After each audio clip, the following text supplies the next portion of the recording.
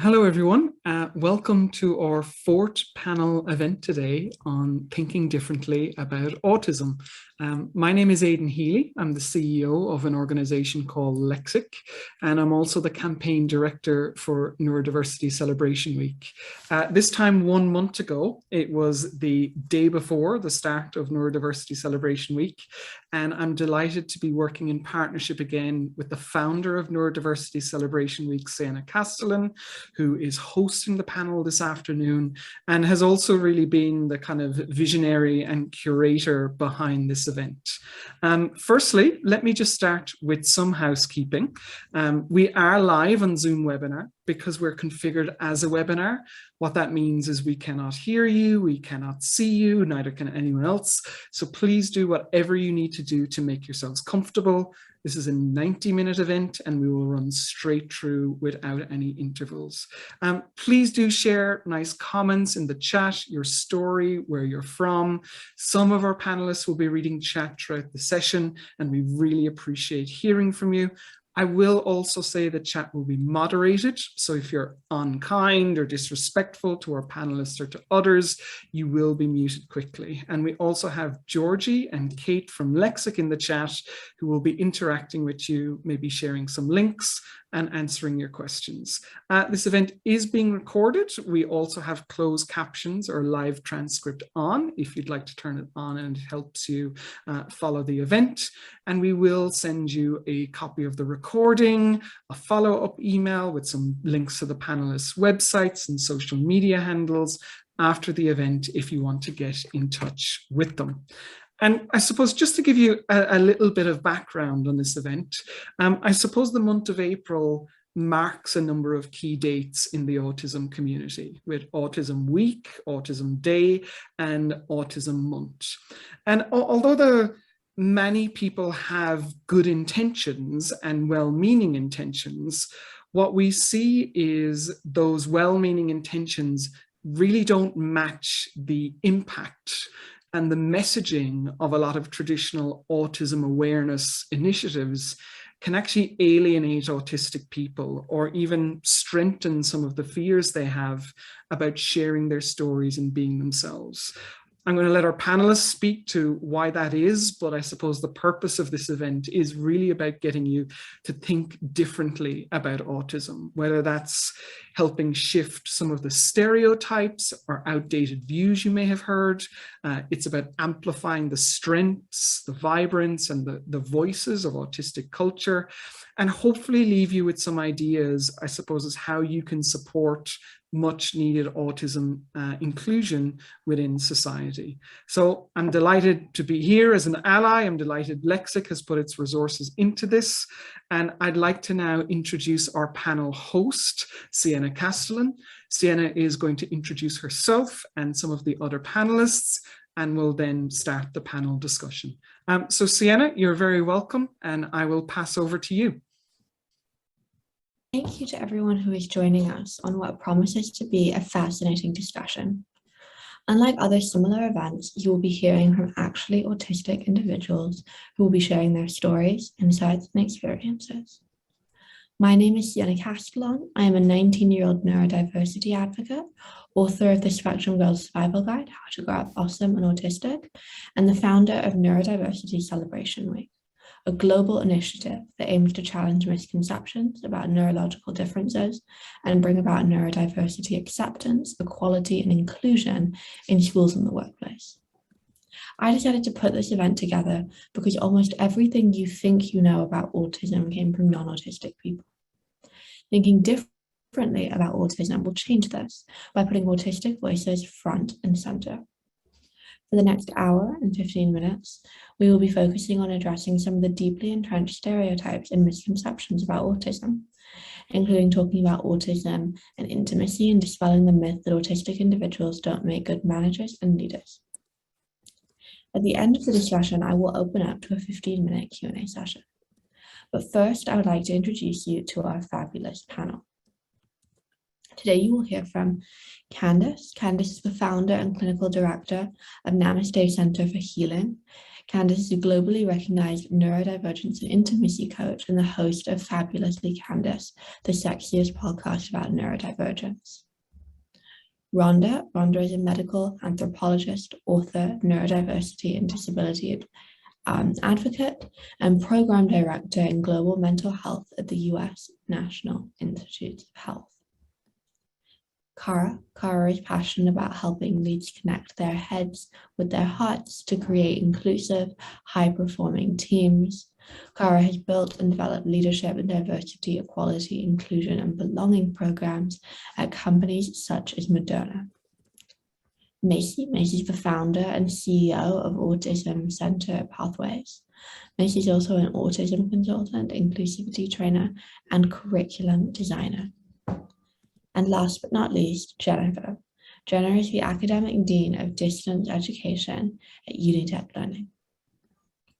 To ensure this panel is neurodivergent friendly, I will be asking each of the 5 panelists specific questions on topics that are especially meaningful to them.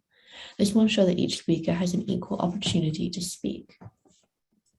As you may have noticed, this panel is composed of all autistic women. Since most people still think of autism as a male condition, I'm glad this panel and our event more generally will help to dispel this gender-based stereotype. One of the themes of this panel is to address and challenge some of the stereotypes that hold the autistic community back. For example, autistic individuals are often seen as one-dimensional beings that are lacking in empathy, emotions, and incapable of having meaningful relationships.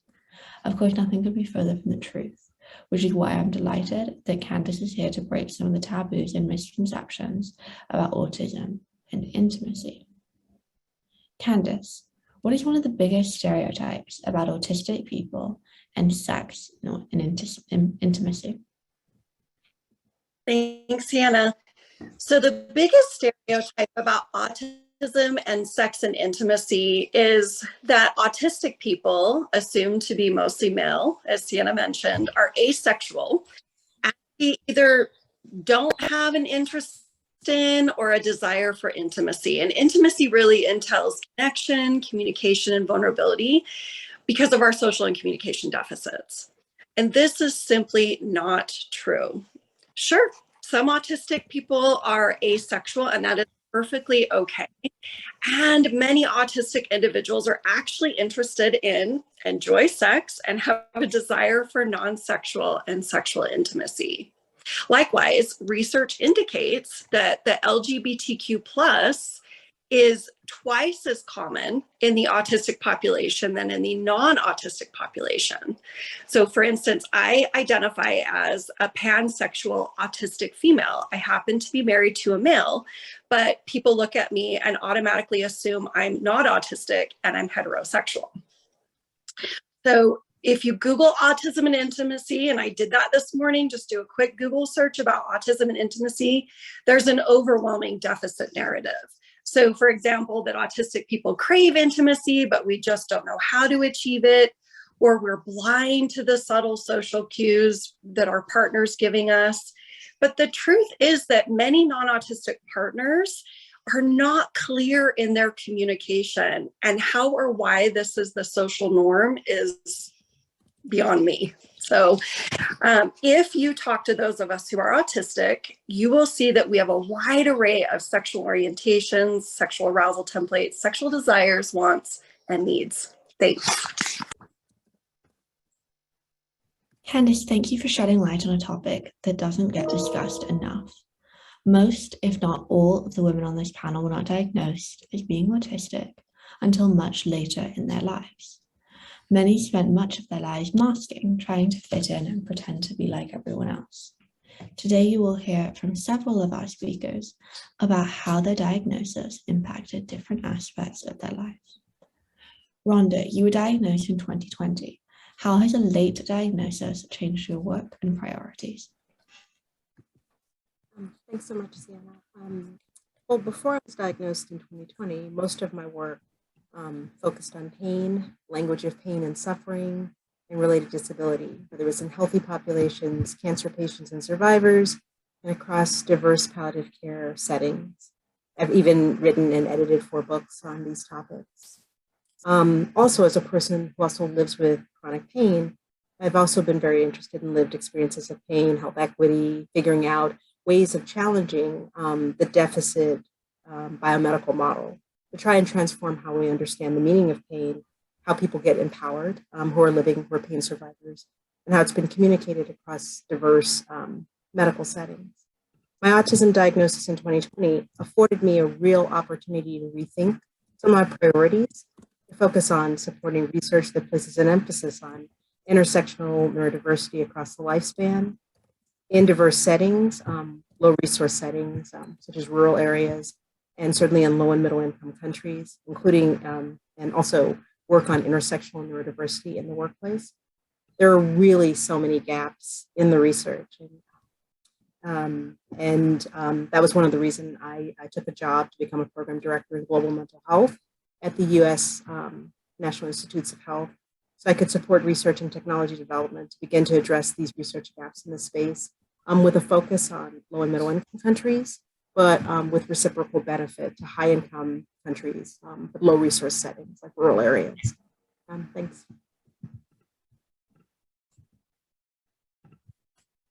Most companies and organizations are now committed to increasing diversity and inclusion in the workplace.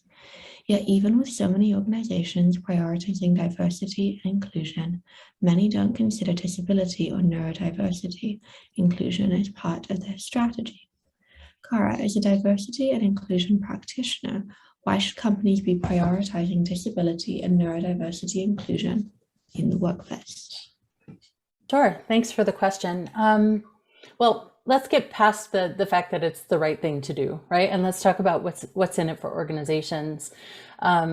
Most companies do not include disability as part of their diversity and inclusion programs. And to me, it's a major oversight, because if you look at the CDC and WHO estimates alone, approximately 1 billion people around the world today are living with a disability, and 1 in 4 United States adults have a disability today. So regardless of the size of your organization, you have people with disabilities working for you. And 75% of those disabilities are likely to be non-apparent, which means that you won't know that somebody has a disability like autism or ADHD or any other neurodivergent condition unless somebody tells you. So as an employer, if you are thinking about how do you create a workplace environment of diversity and inclusion, you should be thinking about all aspects of D&I, including disability. Beyond that, a lot of the diversity and inclusion literature today focuses on a concept called belonging, which is about how do you feel when you're at work? Do you feel like you're valued? Do you feel like your voice matters? Do you feel like you can actually be yourself as opposed to trying to fit in? And more, we have a growing body of research shows that when people experience a sense of belonging, not only do they do better work and more of it, they're less likely to leave your company and they're less likely to take sick days. So if you think about all the mental and emotional energy people have to sometimes invest into hiding their disability, if they can instead invest that mental and emotional energy in their work, they'll be better, highly productive, more productive employees. So if you're not thinking about disability as part of D&I, you're definitely missing out. And it's a great way to have an impact on creating an environment that's welcoming and inclusive for all people.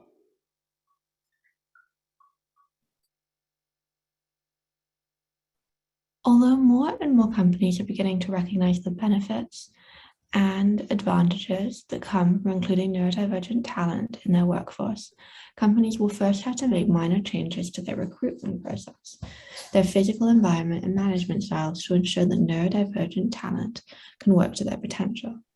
Macy, what are some of the barriers to employment that we still face, especially for autistic job seekers who are more impacted by their sensory and communication? Thank you, Sienna. I work with so many autistic young adults whose communication and sensory differences make it really difficult, I think, for well-intentioned companies and business owners to tap into their talents.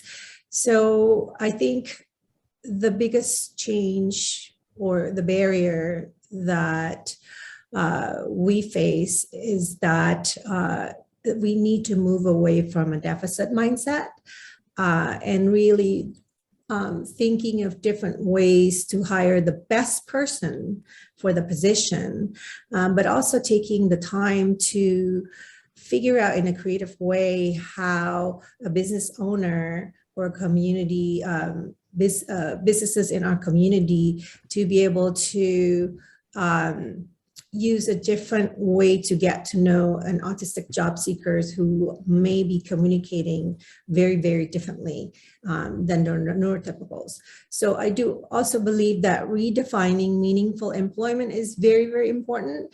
That, for example, I know of non-speaking autistic people who are really awesome writers and they want to learn to become writers and journalists, but it's very difficult for them to be able to survive in school. And the barrier also, I think, for autistic adults is finding mentors who can really invest in time and really figure out, thinking outside of the box, how to best harness the interests and strength of autistic people.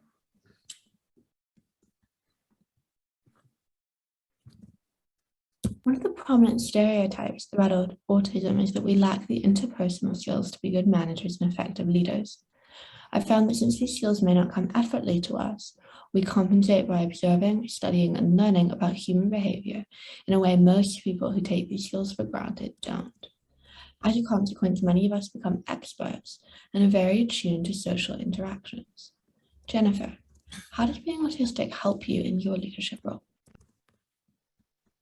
Well, growing up, not knowing I was autistic, I spent a lot of my time masking and copying what I viewed as typical behaviors.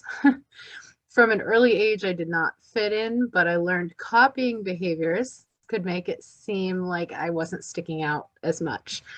Over time, I observed and learned how to change my communication style to be better understood by others. I spent a significant amount of time trying to understand others through observation and reflection. This is why I believe I ended up in leadership. If you think about some of the greatest leaders you've ever known, they're all known as being great listeners and observers. When we listen authentically, we listen to understand, observe, and reflect on the situation. So when you think more about other leadership characteristics, there's a general consensus that great leaders are people who possess a clear vision, have integrity, offer honesty, and are clearly focused on a growth mindset. They're strategic planners and believe in teamwork and the importance of communication. If you think about the key words here, communication, integrity, honesty, clear focus, these are qualities that I feel many autistics have intrinsically. And when I am hyper-focused on a task, I am able to resolve most issues. And I've learned over time, most issues are always related to miscommunication. Additionally, I hold myself to a high level of integrity and honesty. I don't have a poker face when it comes to injustice, and those traits have actually served me really well as a leader. I would go as far to say that my awareness of myself and how others perceive me has led me to become a great leader who understands empathy.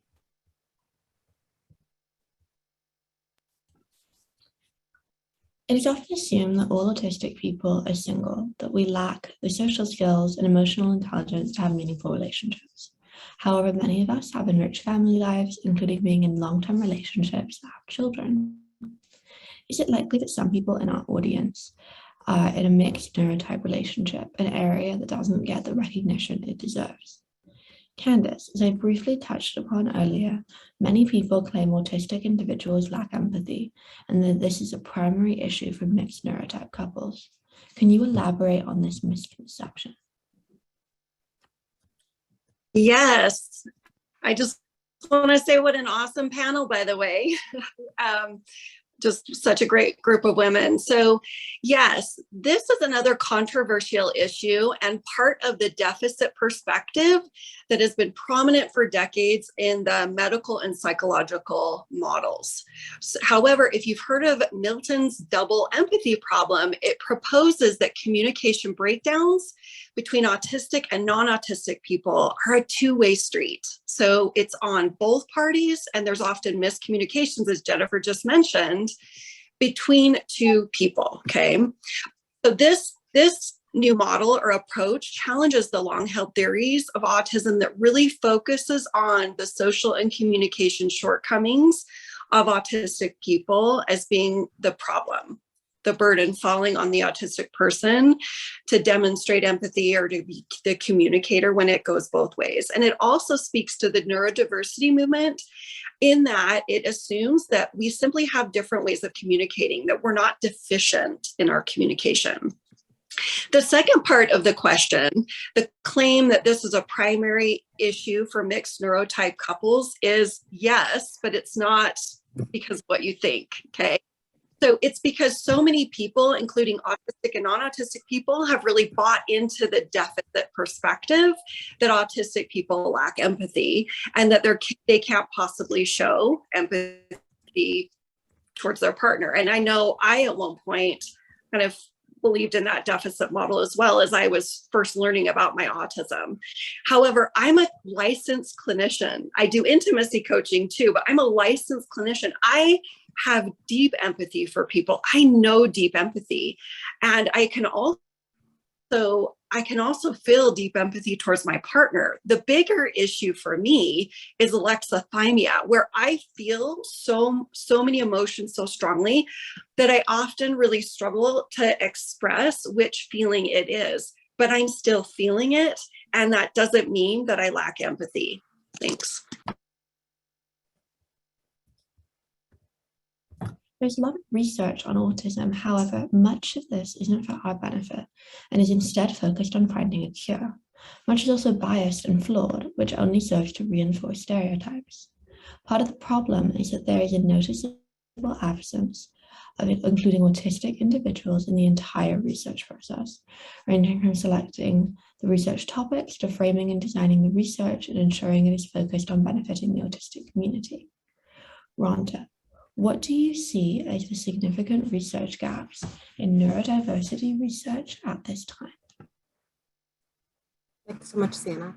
So Candace mentioned a really important area, so I won't belabor that point. In addition, I think intersectionality remains a huge gap area, and but also some additional areas. And this is not a comprehensive list because we'd be here all day. Sienna mentioned lived experience research, and that also includes autistic-led and co-led projects, and also projects where autistic people are all part of the research design, certainly the development of the project, its implementation, and certainly the dissemination of findings. Intersectional studies on women and girls across the lifespan, life transitions, adulthood across the lifespan, menopause is an area that is a significant gap. Research in low resource settings, and certainly research in low and middle income countries, huge gap area within the whole field. And research focused on intersectional stigma to expand awareness and increase acceptance across diverse settings, including in the workplace, whether it's stateside or also in low and middle income countries.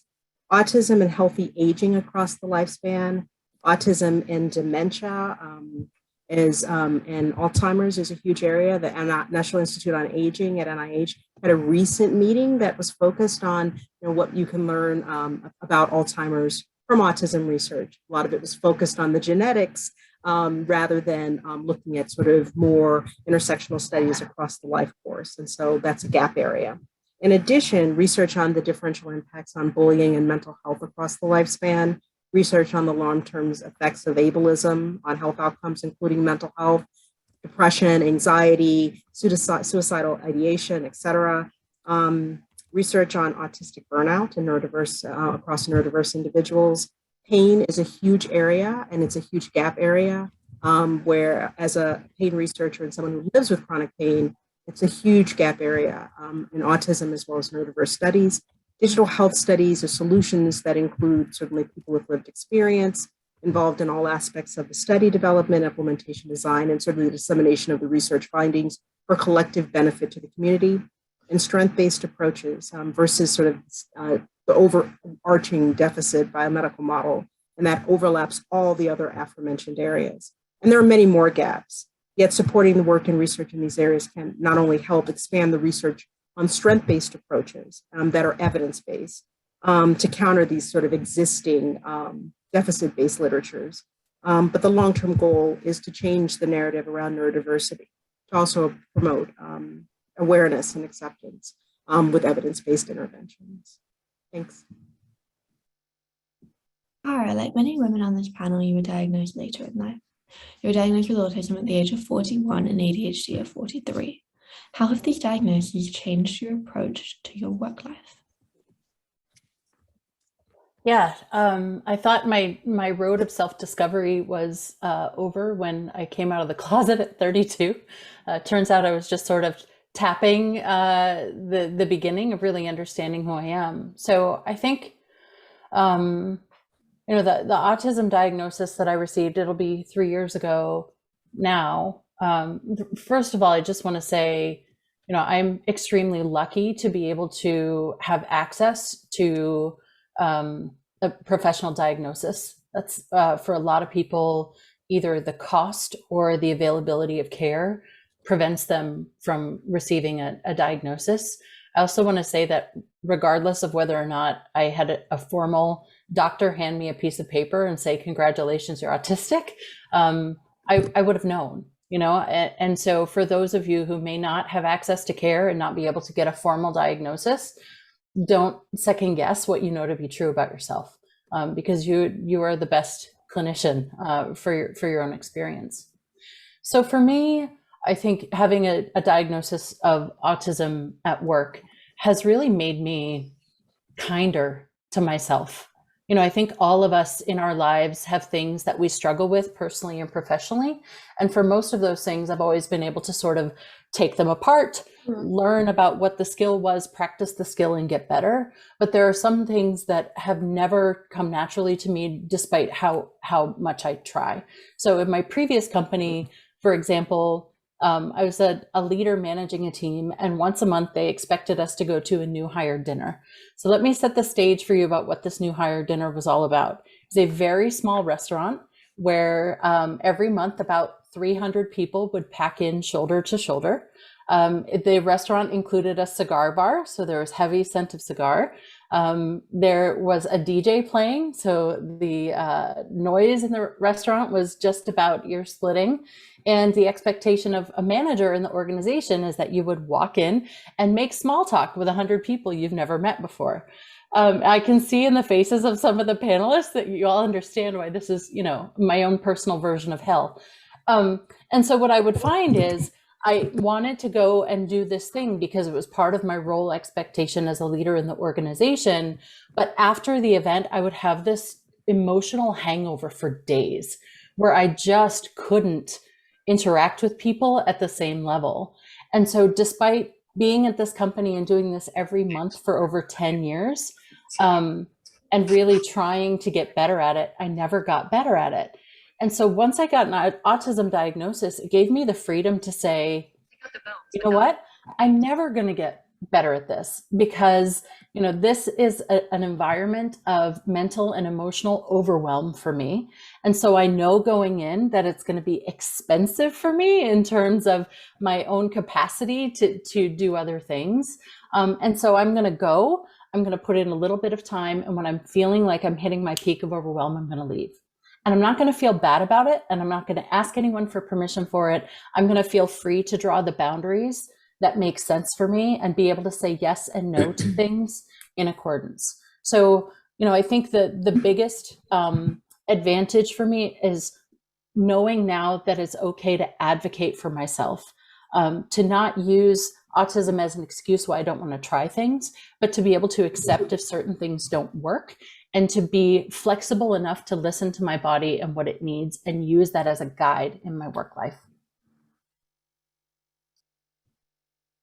Seeking autism support can be a minefield, especially if you are an autistic woman. I've had very mixed results, including being told by one autism specialist that I appear normal and should continue hiding my autism so that I can get ahead in life. Whether in the context of support services or in the educational system, while well-intended, many services can be counterproductive and damaging. Macy, can you talk about harmful approaches and therapies or in the current educational system for autistic children? Thank you, Sienna. I think that unfortunately, we don't have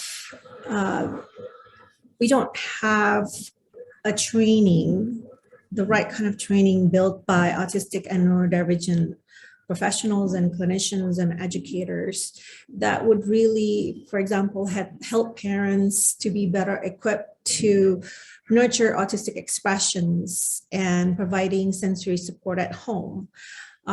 So autistic children, the moment they receive an autism diagnosis, instead of having a group of people supporting them and rallying around them to really help them develop that self-awareness that they are autistic and therefore they can be empowered to seek sensory breaks and sensory support as early as possible. Since day one, if possible. That would be life-changing, game-changing for all autistic kids. But instead, parents and professionals are using a different kind of manual, if you want to call it that. A lot of those recommendations and tips and tricks, they all come from social media, and typically they center around how do we fix an autistic behavior. Everything is based on fixed mindset, whether the autistic child is at home or at school or doing in-home therapy or speech therapy or occupational therapy. That fixed mindset is really everywhere. And even including play, autistic play. Autistic people are just innately, we really respond to nature and sensory stimuli, and we can hyper focus for hours just doing that. It's like breathing for us. And for autistic children, because this is part of their autistic expressions, those expressions are considered wrong or inappropriate or not typical, not age appropriate. So then, for autistic children, they're being shaped to become someone that they're not. So when I work with parents, I always tell them, your home should be a safe zone that provides unconditional love and support that your autistic child needs. And every day is going to look different. And our job as parents is really learn to be better detective. What does my child need at this moment, even though we often do not understand the intention behind it. We don't understand the need itself. But that's how I think autistic children will grow up to be autistic adults who are empowered to self-advocate wherever they are. So when we talk about harmful therapies, it's not so much the name of the program, the kind of program, but how that person implements it. Because a lot of times I think as professionals, we forget that the person sitting in front of us is another human being, and they shouldn't be put in a box or, be considered as a checklist that they need to do A, B, and C. That's doing a huge disservice to the person, but also to us as the adult guides, because, learning and in getting to know someone always should be two-way. So, yeah. As I touched upon earlier, the general public still perceives autism as only affecting males. I've lost count of the number of times I've been told I can't be autistic because I'm a girl. My other favorite is, but you don't look autistic, are you sure? Jennifer, you were not diagnosed as autistic until you were 40, which sadly isn't that unusual. Why do you think autistic girls are not noticed in education? Well, first, I was only diagnosed autistic after 2 of my children. And truly, I only sought to understand why one of my children was suffering so much, a great deal. My middle daughter has always been very similar to me. Just behavior, everything. She reminds me so much of myself when I was a child. When she started struggling with behavior and emotional distress because of school, I sought out help because what I was observing was really kind of bringing up some memories for me that I had sort of tucked away and tried to forget about. When I'd see her suffer, it was very painful and emotional for me because I remember how it was handled when I was a child. And I knew that the iron fist was really not the right way to handle it. And as Macy mentioned, sensory breaks and the soft solution are really the soft solution for children. And so for myself and others, I didn't have academic issues. I was excellent at school. I graduated high school with a 4.25. I mean, to be completely frank, when you receive all A's in school, especially in the 80s, if we think back, no one was worried about your abilities or your future success. They were all very focused on dealing with those not doing well academically. So I was very lucky that I found school as the thing that I found most interesting. So my hyper focus became school. And so I don't believe that it wasn't obvious for anyone because the little girl that was getting all A's wasn't really having trouble.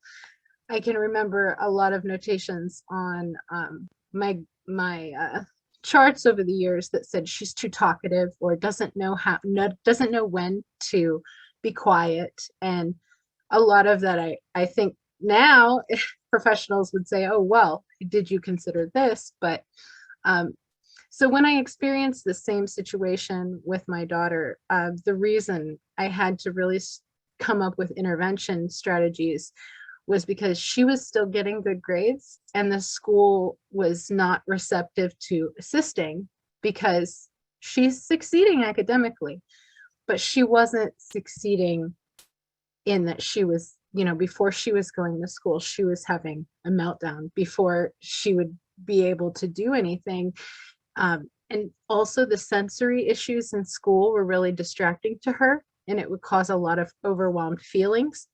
So I really had to push back with our local school district to get her that accommodation to be able to just go to a different room and have a place to relax so she can improve. And I mean, as Macy mentioned, there's a lot of improvements that have happened in education, but there are a lot more opportunities that can, we can still help students, autistic children as well. Thank you.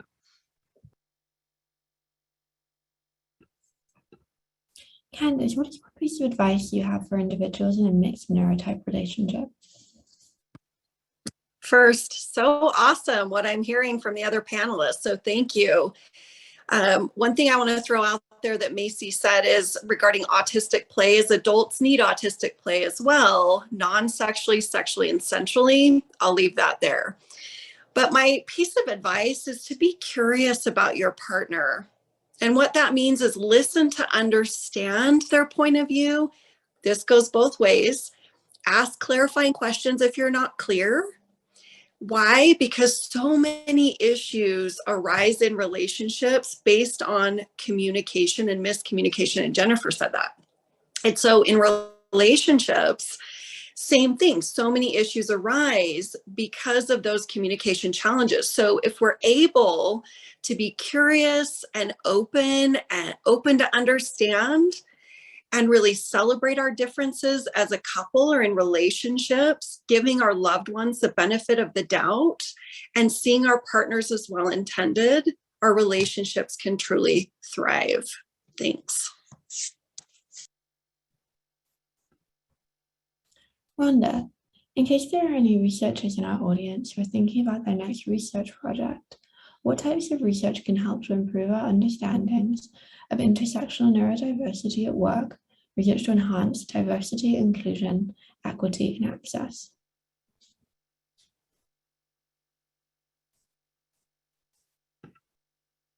You're on mute. Okay. Kara, really mentioned earlier that disability is often not included as part of DEI, and that's really true. Only in the last year at NIH has it been more broadly included across all programs. And so prior to this, you only saw accessibility in some programming and not as a broad cross-cutting NIH effort. And so including, as a first step, including accessibility and belonging as part of the broader scope of how we think about intersectional neurodiversity at work is critical.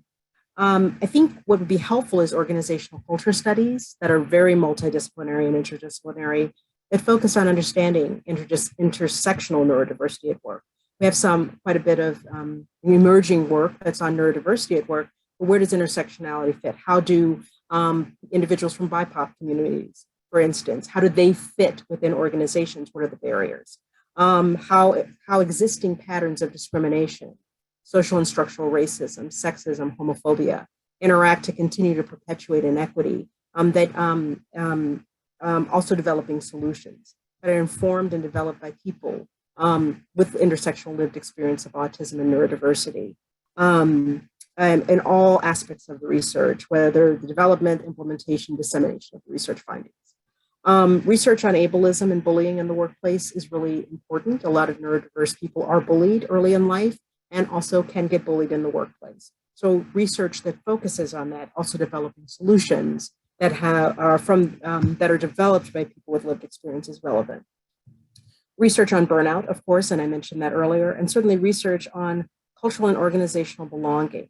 There's a lot of discussions on sort of these exclusion of neurodiverse individuals in terms of hiring programs and how to get individuals into the workplace and introduced into the workplace. There's not a lot of discussion on how people belong, what are their aspirations, what does mobility look like? Not everybody wants to come in and stay at the same job for 20 years. Some people do, but what does that look like? And what does that look like from the perspective of the person who's neurodiverse? And certainly social network analysis studies to understand patterns of inclusion and exclusion, so to better target solutions.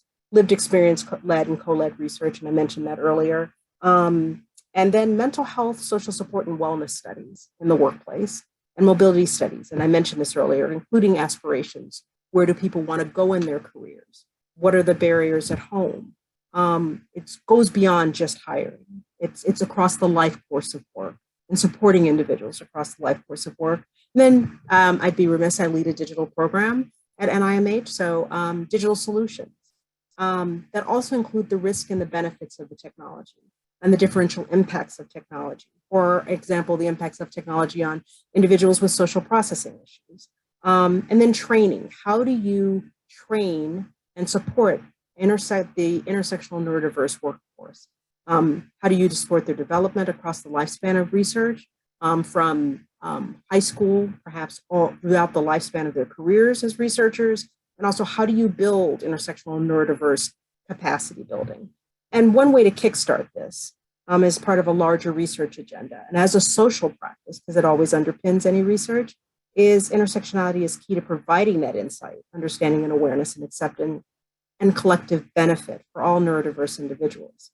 And we need more forums and meetings like this one to highlight and recognize the importance of that across all neurodiverse individuals, including neurodiversity at work efforts. So that's where I'll stop.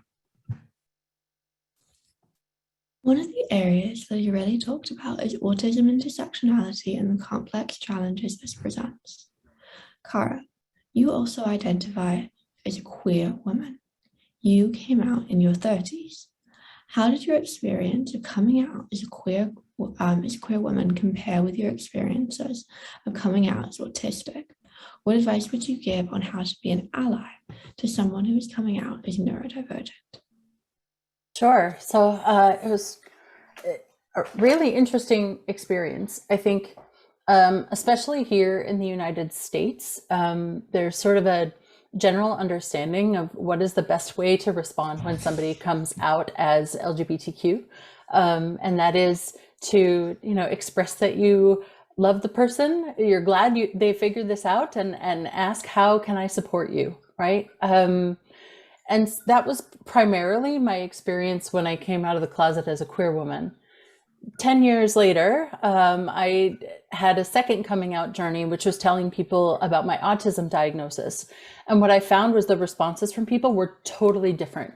It wasn't, we love you, we're so glad, how can we support you? It was, ooh, I don't know if you want to tell people that, right? Don't apply that label to yourself. You don't want people to think differently of you. And then, of course, my favorite, which is, well, aren't we all a little autistic? Don't we all have ADHD? And so, what I recognized in that moment is what a lot of people understand, is that there's still an incredible amount of stigma attached to people claiming this part of their identity as being a valid and important part of who they are.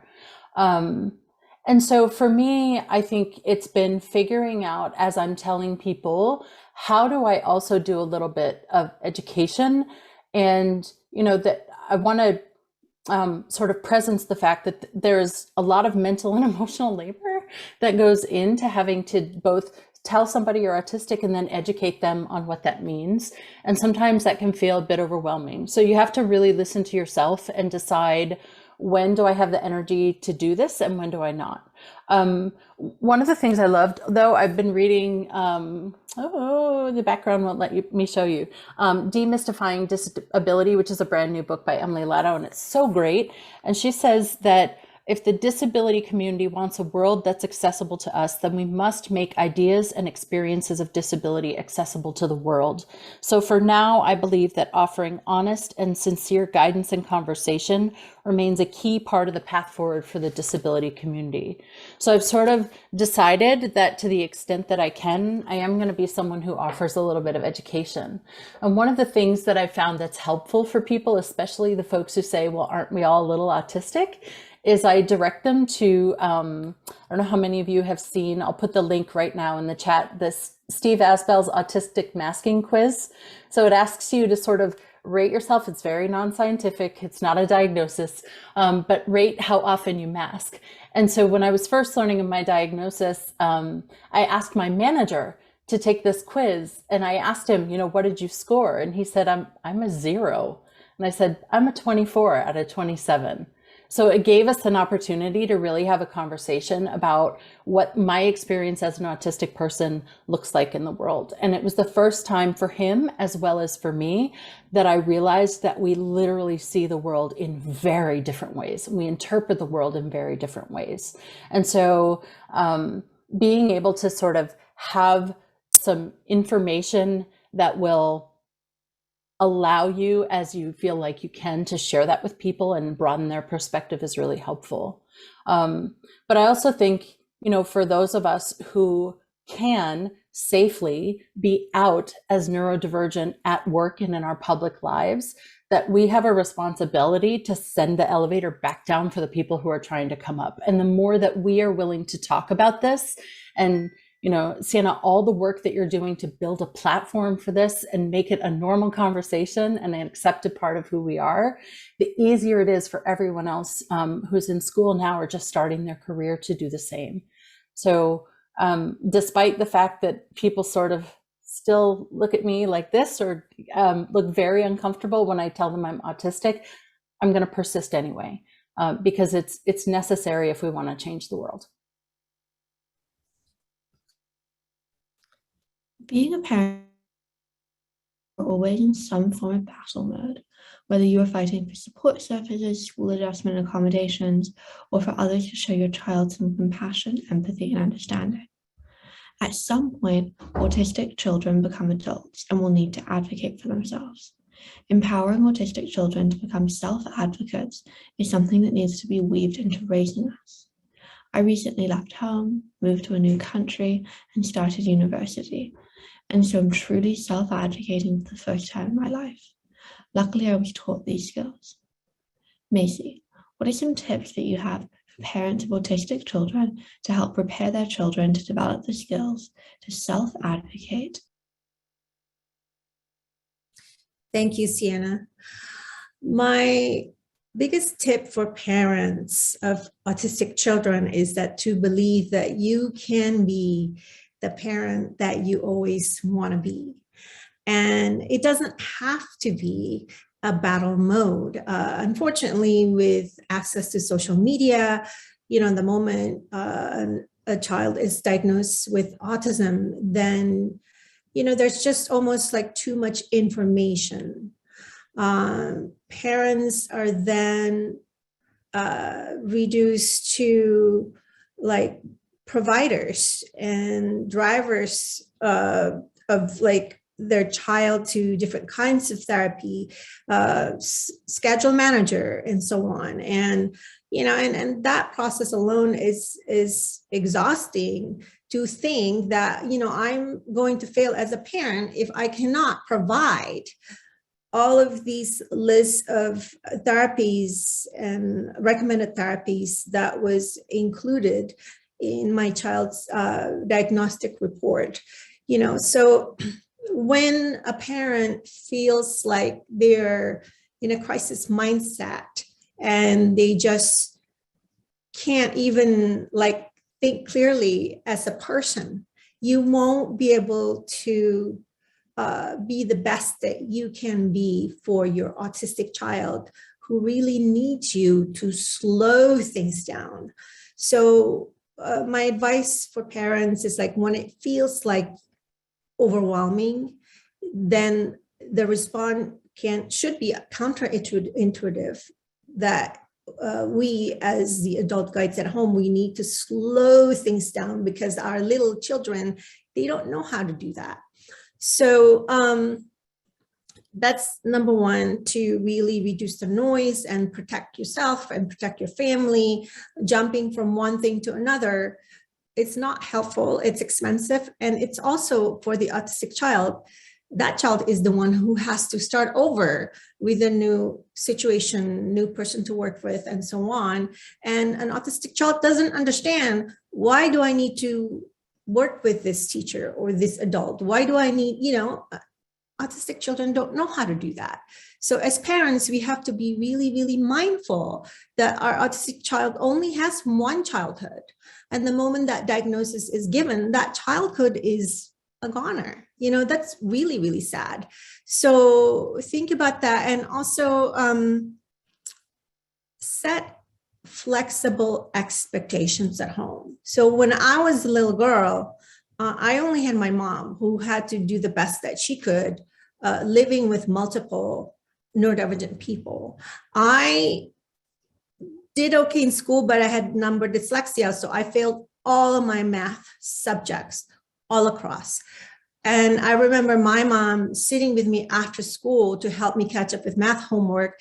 And I also had a math tutor, but because of my disability, it didn't matter. I would still get D's and, but with my mom, she saw my anxiety and effort. Every exam time, I would wake up at 3, at 4 to just, do extra studying, and it still didn't matter. So my parents never bribed me, never shamed me for failing these subjects. They really recognized my effort. And if I got a C-, sometimes we all would pile into a car and go get ice cream. So that's something that I want parents of autistic children to really always keep in mind, that we want to really empower our kids to be proud of their efforts, even though they're not successful at the end, because that's really important. That's something that parents have to believe in their autistic child before the child himself or herself and themselves can believe in themselves. So that's an important role as a parent. And The third advice I have is to problem solve. So don't fix things that are difficult for our child. We cannot. I know that it hurts and you want to take, a lot of pain away, but as much as you can, work and collaborate with your child to problem solve at home when it comes to sensory needs, and normalizing the advocacy, asking for help language, starting from home, right? Simple things like, if you see your child squinting, I squint a lot because I'm very sensitive to light. If you notice that, then you would model. You would model the language, and you would collaborate with your child to use the dimmer to reduce the intensity of the light. So those are simple things, it seems, but it's not, because it's being able to problem solve as an autistic person and knowing that you have the right to ask for help. That's where it needs to start, is from home. Okay, thank you. Sadly, we've come to our last question. Jennifer, as someone who works in the field of higher education, what advice would you give to an autistic person about working in higher education? Hey, before I answer the question, I want to acknowledge sort of the elephant in the room. Right now, the fields of education, just the field of education in general, is experiencing an extreme amount of intellectual burnout because of COVID-19. I work for an institution that is training healthcare professionals, including nurses, for their future career in healthcare. And I would be remiss not to acknowledge how much of a strain that both education and healthcare industries have faced over the past 2 years. We're presently operating in a new normal. And I would say the skill that's needed the most of all of us in these fields is empathy. Keeping all this in mind, it's important because any way that I answer this question, I would recommend you reflect on your own general nature. But I like to practice autistic mindfulness and empathy awareness. As autistics, we can become very hyper-focused and lose sight of ourselves, while at the same time not wanting to be excluded from conversations, which is sort of a circle. It's bizarre to have that feeling, to feel overwhelmed, but also don't exclude me.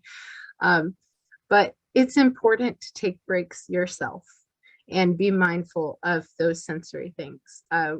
What has helped me the most has been taking breaks when I feel overwhelmed.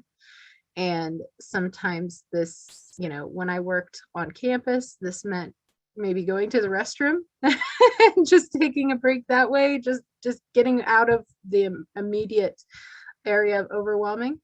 But what I really try to do now is just remain cognizant of my workload and how much time I'm spending working on articulation endeavors to avoid misperception. One thing that's also worked as a benefit is in the field of education, it's kind of impossible to over-explain a concept when everyone is new to learning it. So it's made it very easy for me to mask in that type of environment because the environment is already conducive of overthinking and over-explaining.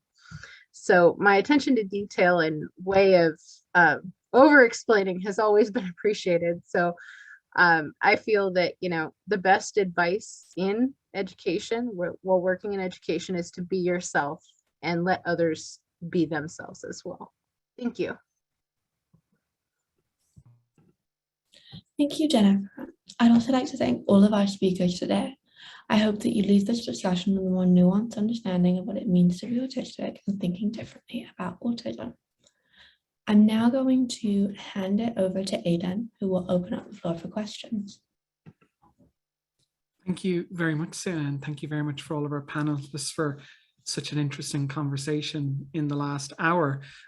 Just to say to everyone in the chat, we do have some time for Q&A. So if you want to open up the Q&A question and ask us or ask the panel a question, we are really happy to take them. Some we have answered, some we have here together. Panelists, it's up to you. If you have something to say, you can click the raise hand button, which should where's my, it should come up here in your window, or you can just unmute yourself and you're welcome to comment or answer any questions or anything like that. We've had, you know, let's start with kind of the workplace, because we've had two questions that I think are slightly similar. One person said, you know, businesses like to consider themselves inclusive. They like to have approachable managers. How effective do you feel awareness programs are? Or does it become what this person said is a kind of a, oh, that's nice response, and then we go on to next week's subject? And the second person asked a similar question, and I will summarize this at the end. They said, in my employer, my ally group and I are working with various people in and out of our organization to look at the relationship between employees and managers.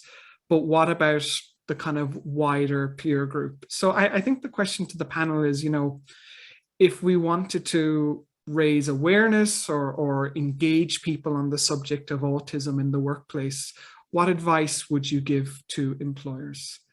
So open to the panel. You can raise your hand or just unmute yourself. And obviously, Sienna, you're welcome to jump in as well.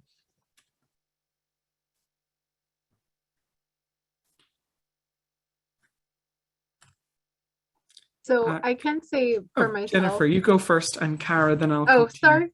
No, go for it. One thing I can say for myself is I try to promote an awareness at work. A lot of the last 10 years has affected a lot of employers where they're trying to be empathetic, but they don't really know how to be empathetic to the community. And so what I have really tried to do at work has been acknowledge that I am autistic, and if they want to come to me and ask questions, I'm open to that. And in doing that, I ended up, now I'm going to have to do a training for the company. But so do know if you offer that, that's sometimes the response you get from employers. But I feel like just awareness isn't enough, but promoting acceptance too. But you have to start with awareness. If they don't know, they can't accept. Thank you, Jennifer. And Cara, I saw you had your hand up.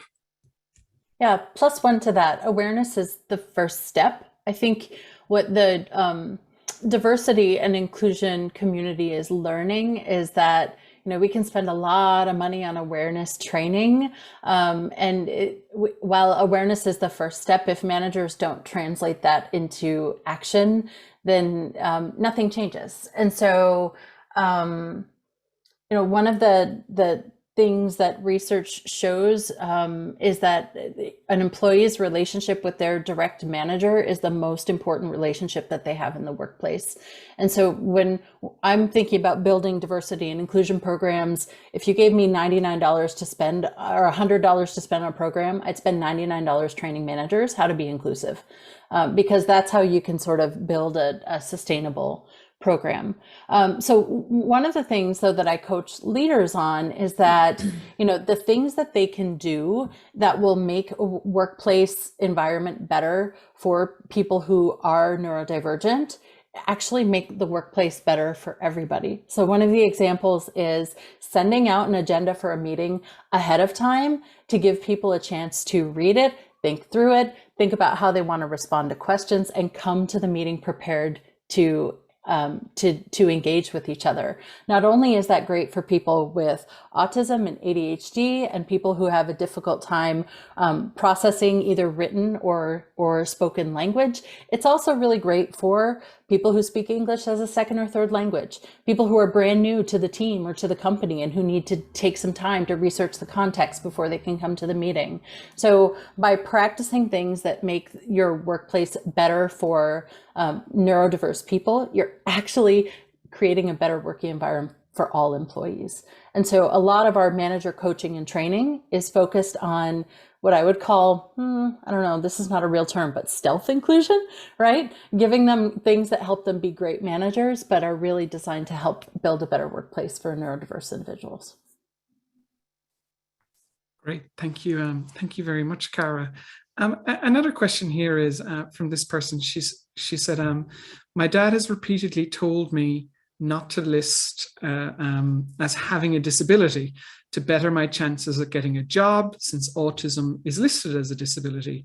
However, I feel like this is lying and can lead to problems down the line. Any advice? And of course, this is such a big subject we had on other panels, which is, when do you disclose, or when do you come out of the closet, or when do you share your stories? I would really love if any panelists could share some advice on people who may be thinking about that.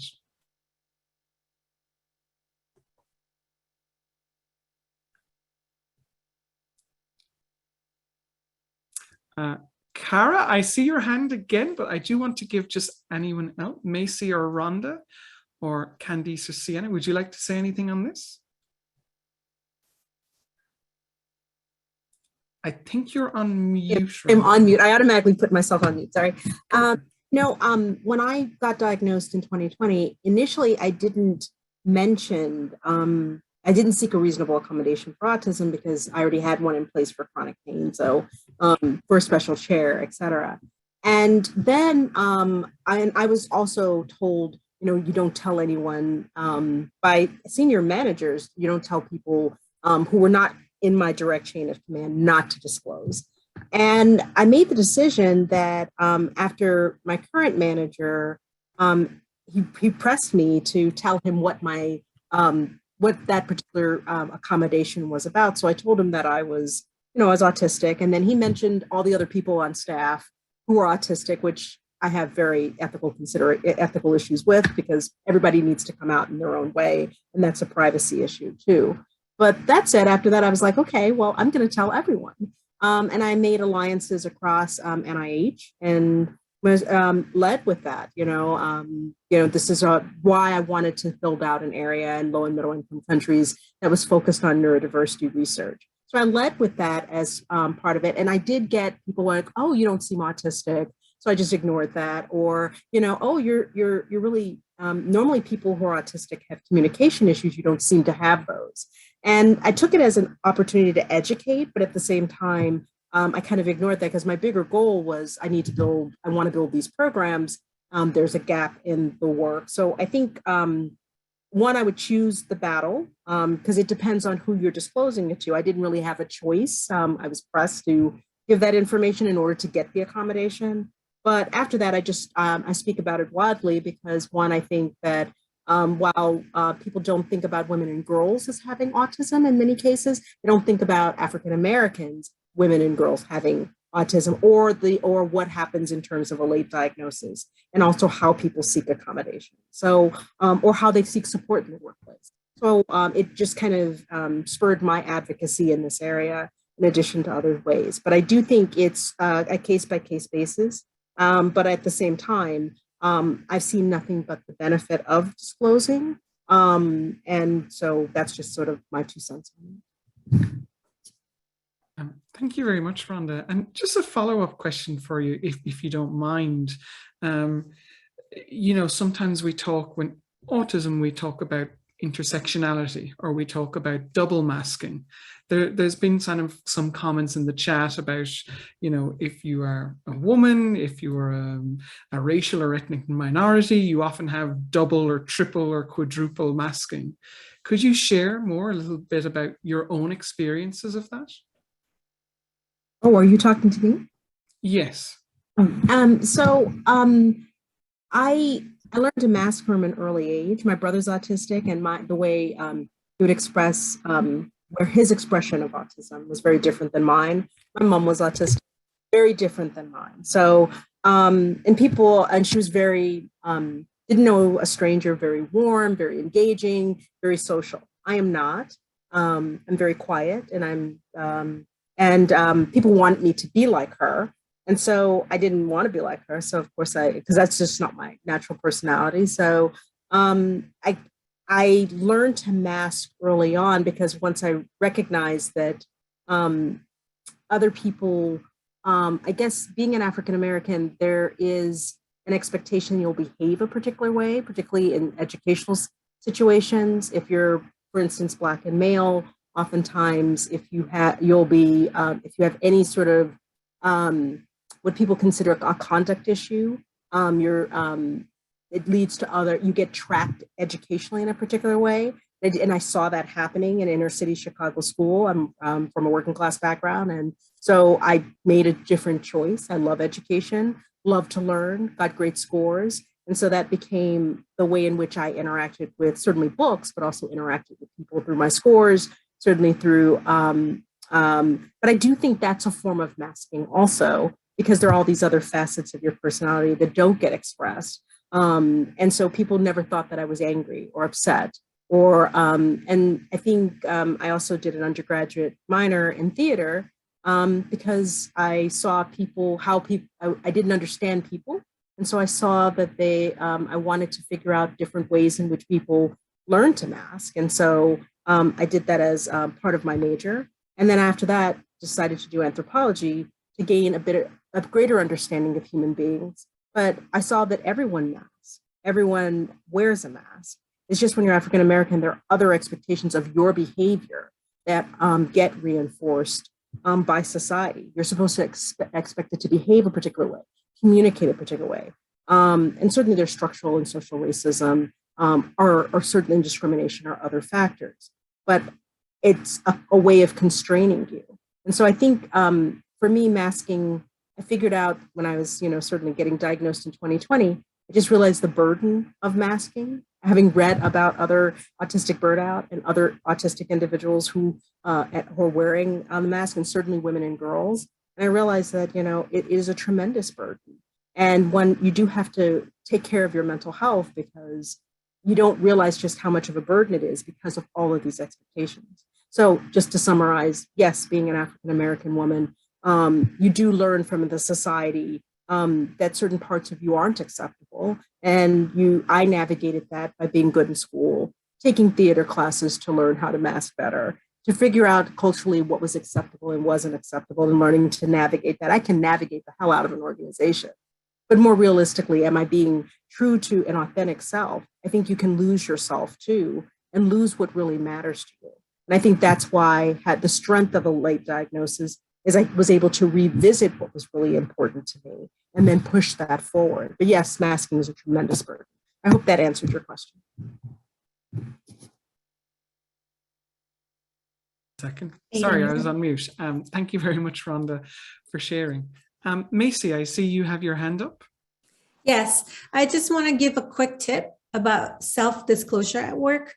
Of course, there are individual differences, and the relationship with your hiring manager is very important, but also you can always do soft disclosure. And I would recommend using an email format. So you can ask for certain accommodations in writing, such as, for example, I work best with such and such, for example. And when you write everything out ahead of time, of course, you have the opportunity to edit. But then on the other side, they also have time to think about what you write about. And you're inviting them to be proactive in helping you come up with solutions. So I think that's better than just suddenly saying, oh, by the way, I'm autistic, or, I can't really, it's difficult for me to pay attention, So I think people who don't know much about neurodivergent living, they're often caught off guard when someone come out like that. So doing it in writing, I think it's much better. Thank you very much, Macy. Macy, there's a follow-up question for you, if you don't mind, which is, I know you spoke about parenting. Yes. And someone has asked about, how and when do you tell your child that they're autistic? Could you talk a little bit more about that? Sure. As early as possible. But you can always really be different together as family members, and not specifically use the label necessarily, oh, you're autistic, I'm not autistic, and so on, but really embrace, the sensory differences. Everyone has a sensory profile. for sure, right? But really modeling the language, spotlighting it, and helping your child understand that your child's internal experiences is different than yours. And that's perfectly fine. So when your child is ready, and how do you know when a child is ready? Questions come up. You definitely want to have a conversation about being a neurodivergent as early as possible before other kids at school or teacher, so your child hears it from someone else and feel bad about it. So as early as possible. Great. Thank you very much, Macy. Jennifer, we've had a question here around higher education, which is, if a student is entering higher education, where would you direct them, or what support services are generally available? Sure. Actually, this is a great question because I also serve as the ADA coordinator for the campus that I work for. And that's who you want to talk to. You want to reach out to someone that is the ADA coordinator, and they will have you fill out paperwork likely and have your doctor fill out paperwork. And in that paperwork, you can mention what type of accommodations that you need to be able to be successful. I did want to also mention one item that Macy had just mentioned, just sort of follow up. She had mentioned about telling your children, and I answered a couple questions in the chat. It really helped empower my middle daughter when I told her she was autistic, because now she can better advocate for herself. And she may not use the right words, because she's 8, but she can tell a teacher, I don't feel good right now, I feel too much. And the teacher can help. They know how to respond. So I just, as much as I know it's a hard conversation to have with your children, it's the right conversation, because enabling them to advocate for you is so important, Thank you very much, Jennifer. Candice, I'm going to ask this question to you, if you're comfortable answering it, because I know you talk about sex and intimacy more frequently. This question is in relation to premenstrual syndrome. The person is saying her daughter gets very aggressive, very anxious. Does premenstrual syndrome impact autistic women, or what advice would you give to autistic women? Well, thank you for whoever asked that. I was a really aggressive child and then also an aggressive teen, and noticed similar things when I was premenstrual, and have, even as an adult, have been really aware of that. And just as an aside, Carol Jean Whittington and I will be talking about perimenopause, so kind of the teenage and then as adults, in a future podcast. But what I want to say to that is that we're talking about sensory sensitivity. And folks, what happens is, for autistic folks, a lot of times we are externally feeling really sensory overloaded, because I think our world is just on way too loud, too high, too bright, everything. And internally, we can also have those experiences as well. So whether it's premenstrual, when you're on your period, during sex, perimenopause or menopausal, one thing to think about for your teen, okay, is that the pain sensitivity of cramps, for instance, the headache, the smell, the sight, roll with me, everybody, this is human. The sensation can be very uncomfortable. So there's a lot of sensory sensitivity already happening on externally. We've got internal sensitivity. It makes sense that your daughter is going to have a reaction to that. Okay, so I really want to normalize that. I'm not condoning violence or aggression. I'm just normalizing that. It makes sense. And so what I would do is seek ways that soothe or ease her discomfort, because it's again, sensory sensitivity that is feeling too much. Now, this is different for everyone because we're each unique. I'm just sharing one perspective. My dad was my primary caregiver during the time when I started my periods. He did a beautiful job of listening and getting me what I needed. It's personal, but we're human. I prefer pads over tampons. That's a personal preference. So my dad was supportive. I needed a lot of ibuprofen. I had terrible cramps and headaches. And that would cause me to go into sympathetic arousal in my nervous system, which we call meltdowns, where I would outwardly express it instead of dorsal vagal shutdown in the autonomic nervous system, which we call shutting down or the shutdowns that we hear for autism. So I also found out from a doctor who was very caring and sensitive that I actually needed to add in some vitamin B as a teenager. So those little things that helped soothe me, the quiet, dark rooms, the snuggly socks and my stuffed animals, just to create that soothing when I was going through that was really, really helpful. I hope that helps. Yes, thank you very much, Candice. Macy, did I see you have your hand up, or did you just have it up from earlier? From earlier. Oh, sure, no problem. Sienna, there's a question here for you, if that's okay, which is in relation to, I suppose, an employer being autism friendly in their recruitment practices.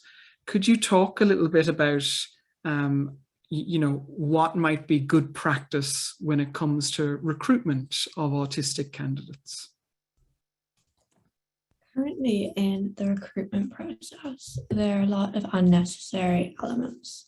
For example, I had to do a speech kind of talking about these kind of recruitment practices, and I decided to go online and research different job advertisements. And I found that all of them use the same kind of terminology that included asking for a team player, asking for a leader. But then you would look at the job role and it would be things like an overnight receptionist at a hotel. Why do they need to be a team player and also a leader and also have all these social skills? Like, that's not something that's required of that role. Yet, because of whatever kind of climate we've created, recruiters feel like they need to put that in there. And the thing is, from a neurotypical perspective, sometimes people are able to say, okay, you know what, I don't have that skill, but it's not required, so I'm just going to go for it anyway. But from an autistic perspective, where especially my presentation, I like to follow rules. And so if you tell me that you need this very particular skill and I don't have it, I'm not going to apply for that job. And so it's important to really think about what's necessary when you put applications out there. Other elements are when during the actual interview, be careful in how you're assessing the individual. I looked at some forms that ask questions about eye contact and the strength of an individual's handshake. I don't understand how that has anything to do with anything, but it is discriminatory to judge an autistic individual on how they make eye contact. And so don't do that. Other elements involve and this is helpful not just to the neurodivergent community, but actually to everybody. Include more information to your applicants. So give them a photo of what the front of the building looks like. Give them directions from the nearest tube station. Be detailed, because I have dyspraxia. I do have and ADHD, and the combination of both of them mean that I can be a little directionally challenged at times, and it can cause anxiety when right before your interview, you're thinking, okay, am I in the right place? But if you have a photo of the front of the building and you're able to match it up, it just gives you that peace of mind.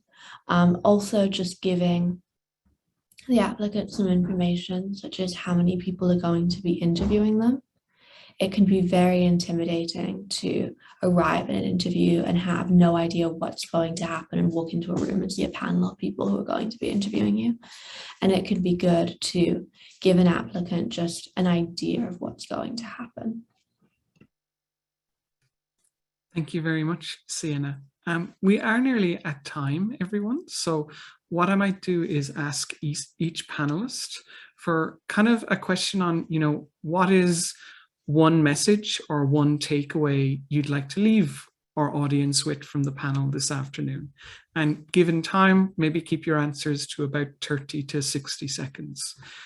Cara, I will start with you if that's all right. What's one takeaway you'd like to leave the audience with today? I think what I'm taking away and what I hope the audience is taking away is we still have so much more to learn and to share with each other. It's really rare that I get to be part of a panel discussion where I've learned more than I've shared. And just want to thank the panelists for their candid responses, for their brilliance, and for all the work that they're doing. But, you hear it said about disability and about autism. If you've heard the story of one person with autism, you've heard one story. And so to encourage folks to keep their minds open and continue learning and to share what you learn with others. Thank you very much, Cara. Macy, the same question to you. What is one takeaway you'd like to leave the audience with from the panel? Yes. I feel like if you are an autistic young person, that journey is not only long, it's a steep climb to be able to be successful in this world. So I would really encourage parents and everyone who are blessed to be able to work with autistic children to be their game changers and help autistic children be the best climbers in the world. Thank you so much, Macy. Rhonda, the same question for you. What is one takeaway you'd like the audience to leave with today from the panel? Thank you all so much for the opportunity to be here and to learn from you too. I learned so much also, so thank you, Cara, and everyone. I guess my one statement is intersectional neurodiversity matters. There's so much more research that needs to be done. We need more in order to create cultures where diversity, equity, and inclusion, accessibility, and belonging are at the core, and also not only at the top of the organization in terms of leadership, but also across all aspects of the organization. And so moving forward, panels like this that include diverse voices and diverse perspectives are a start, but definitely more research funding to support efforts, definitely. Thank you very much, Rhonda. Jennifer, the same question to you. What is one takeaway you'd like our audience to leave with from the panel?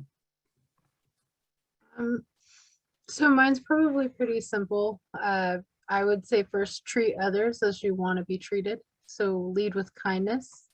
And honestly, together, we can continue to promote this equity, inclusion, and diversity by continuing to be voices, autistic voices. Thank you.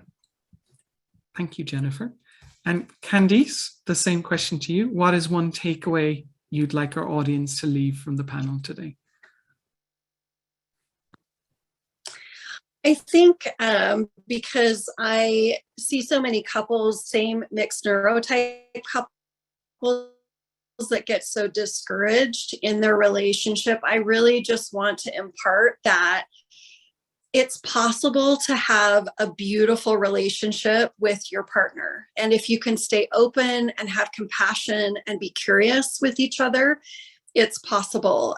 My partner, Chris, and I have created an autism program for individuals and couples with mixed neurotypes because we are a mixed neurotype couple. And the purpose of that is to really instill hope that if you can celebrate each other's differences and just be open and curious, you can have a beautiful relationship. So thank you, everybody, for coming. Thank you, panelists, Aiden and Sienna. Thank you, Candice. And Sienna, over to you, I suppose. What takeaways would you like the audience to leave with today? And I'll also let you offer any closing remarks to finish out our panel today. I just want to say how amazing it was to host this panel. It really excites me to see kind of autistic women getting together, and it's rare to have a panel with this many women talking about autism. Thank you very much, Sienna, and thank you very much, I suppose, for inviting and curating and organizing this panel this afternoon as well. Panelists, if you haven't looked at the chat in a while, it is very much worth opening it.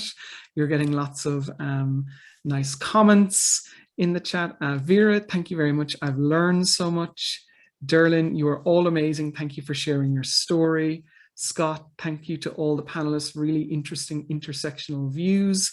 Yes, not all autistic people are men and white and work in technology firms. It is great to have different cultural perspectives and gender perspectives today.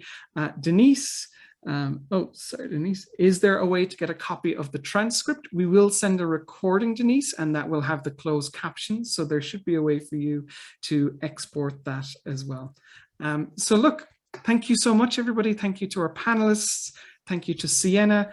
This is a really nice comment. Michelle, so generous, feeling very empowered as yet to be diagnosed 45-year-old working class woman. Thank you, Michelle. I hope we added some value today. And so we will leave it there and we will finish the event. We do have one more panel taking place today in about an hour. So if you go onto the website neurodiversityweek.com/autism month, you can sign up to our last panel today. We will send you a follow-up email with this recording of the event, as well as social cards and websites to our speakers today. They are writers and bloggers and podcast hosts and videographers and activists. So please do follow them and their work, as these people are busy all year round, not just during Autism Month. So thank you, everyone. Thank you so much to Sienna for hosting and organizing, and we will leave the panel there. Thank you.